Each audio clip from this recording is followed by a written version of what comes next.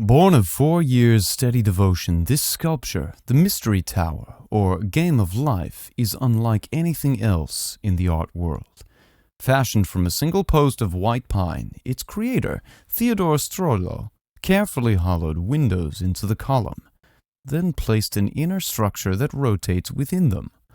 Carved down between them so that he could separate it in its two pieces, and then the inner piece is actually the carving. The result is not only an intricate piece of craftsmanship, but a physical embodiment of Strollo's personal philosophy, accompanied by a scroll explaining his theory of life itself. Completed in 1938 in Los Gatos, California, the work carries with it the spirit of an artist determined to leave a singular legacy. Strollo lived humbly, supporting himself with odd jobs while pursuing this vision. His perseverance was rewarded. His sculpture was exhibited at the 1939 International Exposition at Treasure Island in San Francisco, and later at the New York World's Fair as part of Ripley's Oddities. And I've sort of gathered from reading a newspaper account that was his dream. He truly wanted this to be exhibited because it was 4 years of his life. For a time, it remained with Ripley's in New York before returning to the artist's hands. Signed and dated at the base, this piece is unmistakably one of a kind. No other works by Strollo are known, making this sculpture not only his magnum opus, but also his entire artistic footprint.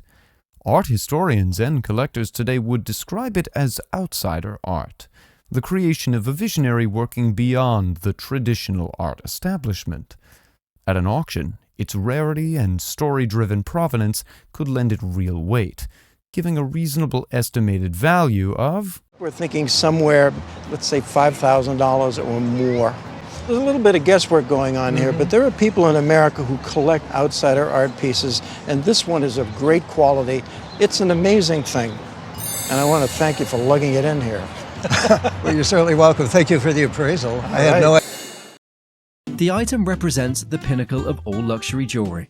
It's an exquisite ring made from diamond and sapphire, which are two of the most valuable gemstones in the world. The sapphire is quite prominent and is called a Ceylon sapphire.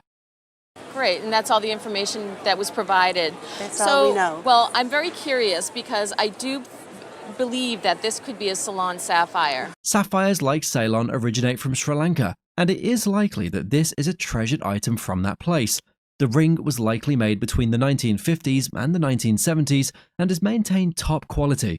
A ring like this would be a dream item in a jewelry collection of an antique collector. At an auction, this beautiful ring would retail for the price of... I would say for auction purposes, you would be looking at an estimate of $40,000 to $60,000. My gosh, I don't believe it. It's yeah, fantastic. A glance at this beautiful necklace, and you can already perceive the luxury of the item. This is a rare piece of jewelry called a Tiffany & Company pearl and diamond necklace. As the name suggests, it's made from rare items, diamond and pearl. This Tiffany & Co. necklace was created in 1910, and at the time, Tiffany & Co. were known as one of the most luxurious jewelry makers.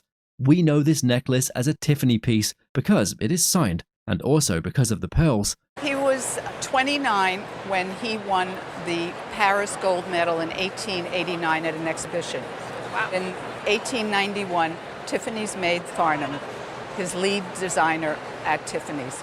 The necklace was designed by Tiffany's lead designer, Paulding Farnham. This beautiful pearl and diamond necklace, at a proper jewelry auction, would sell for... We could get, in an auction, we'd say $80,000 to $100,000. no way. Yes, yes. These little pearls, they're probably $5,000. Do not lose these. These have to go back on. I would say you're looking at an appraisal to insure and replace at $200,000. So I would be very careful. A guest on the show bought a pair of spurs that had belonged to her father before he passed away. The maker of these spurs was an Italian craftsman named Joe Bianchi. Bianchi was a world-class spur maker who immigrated to Victoria, Texas in 1885. He was known for typically mounting silver coins on the spurs he made. First of all, they are handmade. He forged them on an anvil. a lot of times on the inside they would say handmade, and he would stamp them. On this pair, he used Mexican pesos. Each spur was handmade and forged on an anvil. That's what he was known for. Lived in the late 1800s and clear up into the 20th century, made a lot of spurs for ranchers in this area. Inside the pair, there is a stamp of the maker's name. A pair of spurs like these, embodying the craftsmanship of their maker, would be valued at. I think they would probably bring, conservatively, $3,000 to $3,500. So they are valuable spurs. Your dad told you right. I don't think they were worth that much when he had them. Oh, probably not. But they are now. She found it in the garage office while going through her father's storage room after he passed. The Tiffany Studios Daffodil lampshade is a prized Art Nouveau piece by Louis Comfort Tiffany. This lampshade showcases the studio's stained and leaded glass mastery. Tiffany Studios signed this masterpiece. The copper foiling loosens because of the beeswax. It was located in Corona, Queens, and they closed in 1933. Now, just because it's signed doesn't always mean it's right. However, this is real. The daffodil lampshade features vibrant yellow flowers and green leaves in rich stained glass. They embody Art Nouveau ideals and Louis Comfort Tiffany's technical brilliance and artistic vision. With great admiration and precision, the appraiser valued the item. I would say before 1906. As a shade by itself, in a retail venue, this could sell for between $25,000 and $30,000. You're kidding. Not at all. I'm not kidding. This timepiece exemplifies decades of watchmaking excellence. Our guest presented the wristwatch, which she inherited from her grandmother. So it was sort of used so she could hide the scar on her arm. It did. It's a great looking piece, and this is what we call a retro piece. At first glance, the item appears to be a brooch, but opening the center reveals the watch. It is a retro piece made in the 1940s by Cartier. Crafted in the form of a stylized fluted heart, the watch is made of 18-karat gold and is inlaid with multicolored gemstones. Pieces by Cartier are highly sought after. In this pristine condition, this gold wristwatch is estimated to be worth. At auction, I would expect that this item would bring somewhere between $20,000 to $25,000. Fabulous. Yippee-ki! Yeah, you like that? Yeah, I like that. It's a very exciting piece. This chest is the perfect definition of impenetrable. It was crafted by the Persians in 1900 and is called a shiraz chest. The first thing you would notice on the surface of the chest is the design pattern, and this can largely be attributed to the creativity of the Persians. This particular chest was made on the coast of Iran at a place called Shiraz, and they were loaded into small sailboats to keep treasured items. Really? So I know a bit about them.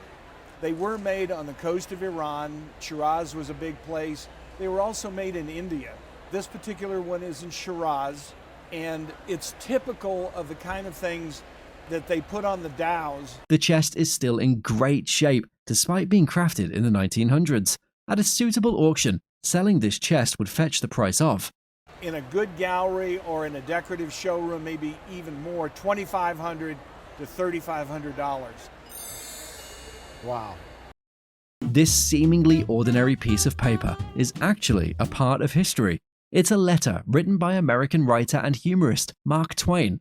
For someone remembered as a humorist and a great writer, this letter is the exact opposite of what most would expect from Mark Twain. That your secretary is afflicted with the several infirmities usual to his guild: indifference, unfaithfulness, incapacity, discourtesy, and chronic fatigue. The letter expresses Mark's displeasure with the authorities at a school in the 1900s, and he clearly didn't hold back with his words, even though it was in written form.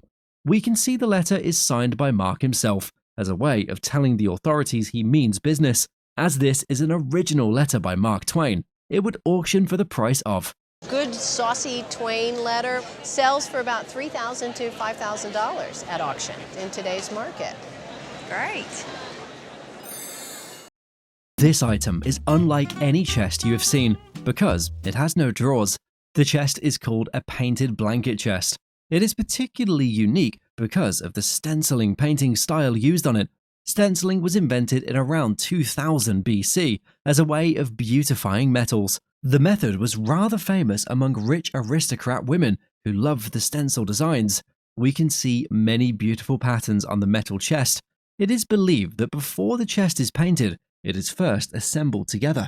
At auction, this beautifully painted blanket chest would retail for the price of. We all think it would bring $2,500 to $3,500 at auction. My goodness. We turn our sights to this antique sign from the late 19th century, rescued from the trash of a house being torn down. It came from an old house that was being torn down in Trevesca, and the people were disposing of this stuff, and we picked this one up. This is a reverse painted glass whiskey sign advertising the economy whiskey established by the Harmony Society. The Harmony Society. The interior design is immaculate and showcases exquisite detailing. The original frame of the sign adds significant value to the piece. Its vibrant colors and intricate artwork captured the attention of anyone who sees it. Although the appraiser expresses concern about the condition of the sign, its quality and historical significance give it an estimated value of. Wouldn't hesitate to estimate this between $3,000 and $5,000. Wow. Yeah, it's a really nice piece. All roads lead to the Motown Museum, home of Hitsville, USA. On the show, we are presented with two great hits from the American record label, Motown. Founded as Tamala Records on January 12, 1959, by Berry Gordy Jr., the record label played a pivotal role in the racial integration of pop music.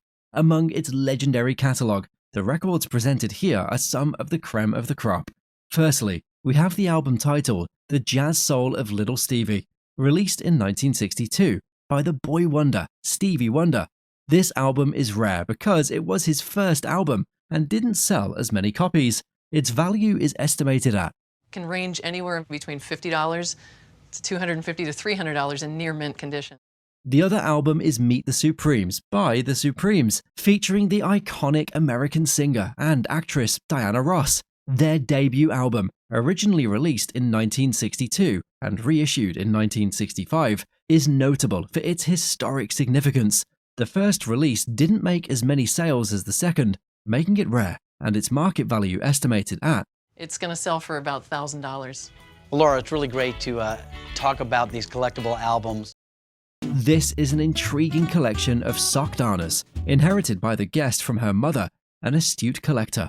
These were my mother's. She collected them. You have a great collection of sock darners. The collection ranges from highly valuable to ordinary sock darners, all used for the simple purpose of darning, a sewing technique for repairing holes or worn areas in fabric. According to the appraiser, the most valuable darner in this collection is made from the Orenby of the Steuben Glass Company in America.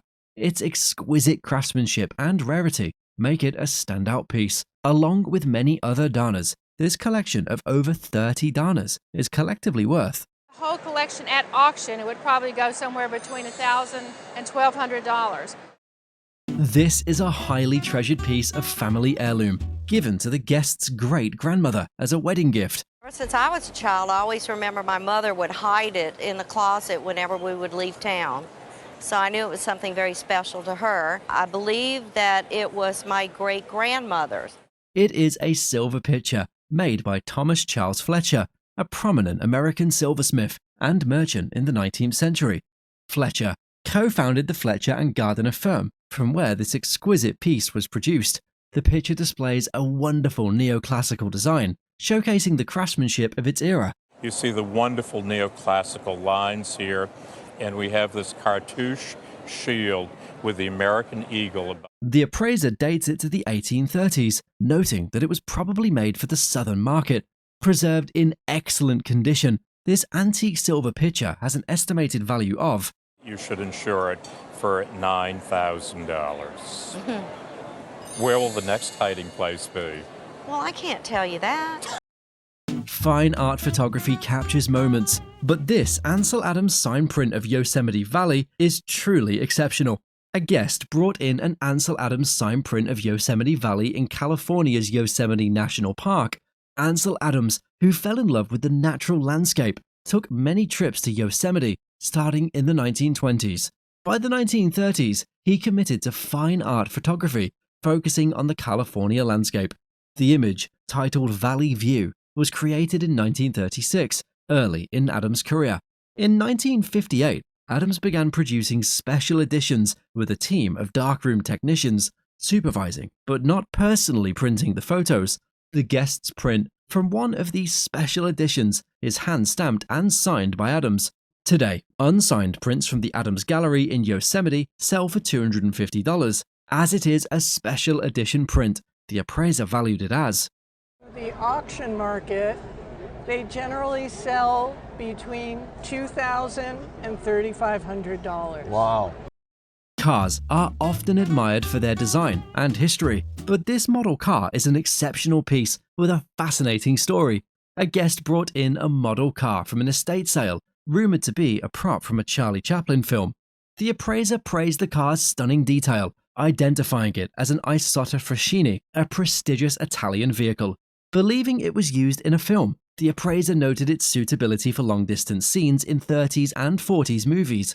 The car's intricate features and a small metal hook indicated it was part of a miniature landscape setup. The appraiser suggested it might have been in The Great Dictator, Chaplin's satire on Hitler, as the car resembled a Mercedes favorite by Hitler. They advised the guest to verify this by closely watching the film. As a model, it was valued by the appraiser as, just as a model of a classic car, I think it would be easily worth $1,500 to $1,800. If confirmed to be a movie prop, its value could rise from $5,000 to $6,000. That this was actually a prop from a movie as great as The Great Dictator and a Chaplin film to boot, I think you're in the $5,000 to $6,000 range. Wow. This autograph collection is a remarkable piece of aviation history. The guest's father began collecting autographs in 1927, starting with Admiral Richard Byrd. Byrd was an American naval officer, pioneering aviator, polar explorer, and organizer of polar logistics. The collection includes autographs from aviation legends like Amelia Earhart, signed shortly before her disappearance in 1937. Amelia Earhart. Another highlight is Neil Armstrong's autograph, with a personal note expressing his pride in being among aviation pioneers. Neil Armstrong. The collection also features signatures from all 7 Project Mercury astronauts. And then up at the top here, we have all 7 of the Project Mercury astronauts signed on. A French aviator, inventor, and engineer's signature is also part of this extensive collection, Louis Blériot. This comprehensive collection spans from 19th century ballooning to late 20th century space exploration, although this collection's worth extends beyond its monetary value to its historical significance. Monetarily, it's still valued at. The collection would bring $12,000 to $15,000 and more for all the hundreds of other autographs that you have in the collection. So these are just the ones that you actually were able to looked find. at, yes. This is a Chippendale slant front desk that the guest inherited from her mother-in-law. She grew up in Kentucky, and her parents were from Kentucky, and we believe her grandparents were also from Kentucky. And her grandfather was an antiques collector. Crafted in Rhode Island, the item dates back to 1798. Slant front desks from this period were like the early computers. They served as organizers.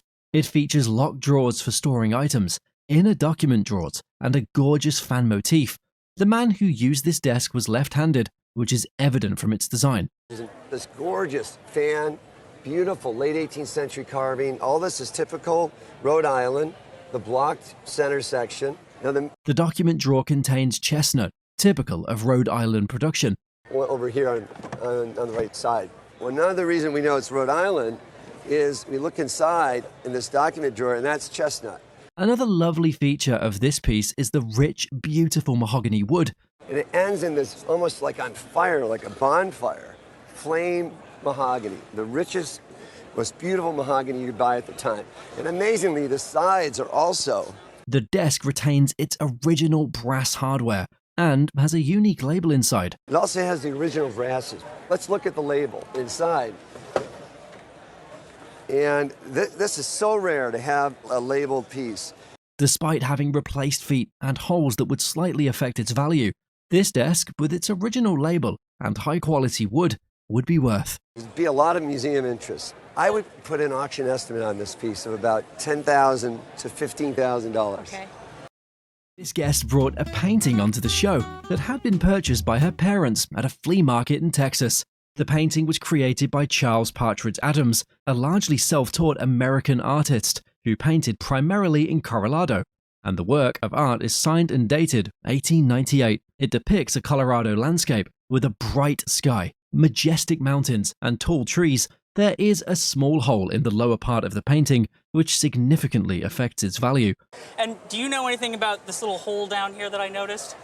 Not really. We figure somebody probably tried to get shot and they missed. It coming from Texas, you got a little like a bullet hole down there. Despite this minor damage, the painting would be worth a significant amount at auction.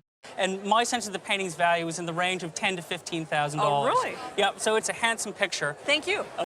If you've ever wondered what a fine example of modern furniture design looks like, here it is. The guest, a remodeling contractor, acquired the chair while working for a psychiatrist who owned it. The chair was designed by Charles Jeanneret Gris, better known as Le Corbusier, a renowned modern architect. Charles Jeanneret Gris, Le Corbusier, born in 1887, collaborated with Charlotte Perriand in 1928 to create tubular, chrome-painted furniture. The chaise lounge exemplifies their design philosophy of making furniture as extensions of the human body. Just gave it to you. Just gave it to me. This chair was designed by someone named Charles Jeanneret Gris.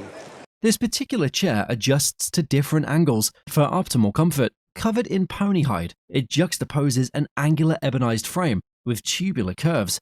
Manufactured by Cassiner in 1968, it bears a label confirming its authenticity. Signed by Le Corbusier, the chair's model number is LC4 with the manufacturer number 1033. And how it fits the back, the curve of the back, and how it's so functional. This actually slides and adjusts. This iconic piece of modern design at auction is estimated to be worth. I put an auction estimate on this of $3,000 to $4,000. But it could do better because it's so iconic. Literally a unique find of a book. This book on papermaking makes one quite ecstatic. The guest discovered it during a Boy Scout paper drive, recognizing its value immediately. Dard Hunter, a legendary figure in papermaking, published this book in 1923. Dard Hunter.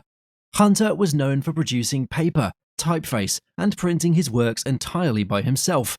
This copy is one of only 200, signed by Hunter, with a unique personal touch. This book was published in 1923. His father was a printer.